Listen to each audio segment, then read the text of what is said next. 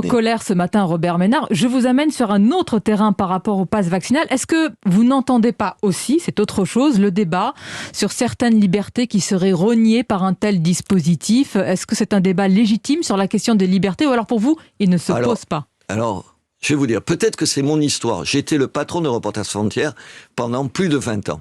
Alors, les dictatures, j'en connais un peu plus un rayon qu'un certain nombre de mes interlocuteurs. L'absence de liberté, j'en connais un rayon.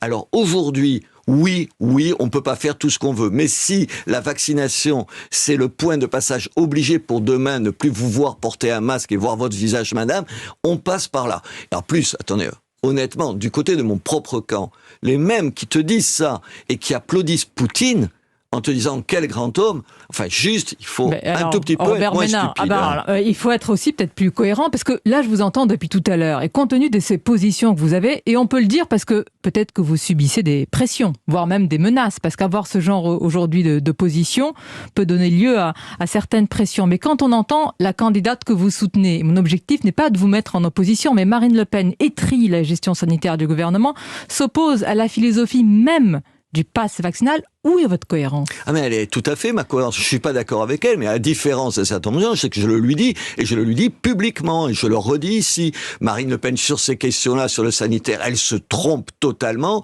Sur les questions économiques, elle se trompe aussi. Moi, je suis encore d'un pragmatisme total. Je dis, qui aujourd'hui me semble, malgré un certain nombre de désaccords et importants, vous avez raison de le souligner, me semble le plus souhaitable, pas pour moi, pas pour son parti, je m'en contrefiche, moi je suis pas au Rassemblement National, je suis pas son fan club, je l'ai tellement critiqué, on s'est pas parlé pendant 4 ans, donc c'est pas ça, je dis malgré tout ça, il me semble que sur le reste, ce qu'elle apporte comme réponse, elles sont celles dont mon pays a besoin. Et en plus, honnêtement, vous pouvez ne pas aimer Marine Le Pen, vous avez le droit de critiquer tout ce que...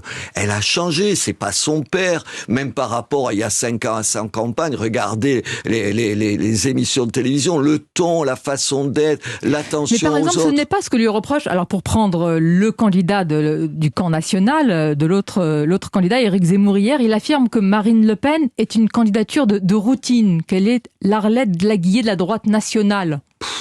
Écoutez, moi, la semaine dernière, j'ai des dîners avec les deux. Il faut qu'ils arrêtent avec ces pics. Chacun séparément. Oui. J'ai tenté que ce soit ensemble. Oui, vous avez compris que je ne suis pas arrivé. Voilà ça. Et puis Marine Le Pen qui dit Madame Pécresse est l'actionnaire principal d'Éric Zemmour. Attendez, honnêtement. Il y a des différences de style, ils n'ont pas la même histoire et tout ça. Sur un certain nombre de points, sur l'islam, ils disent pas les mêmes choses.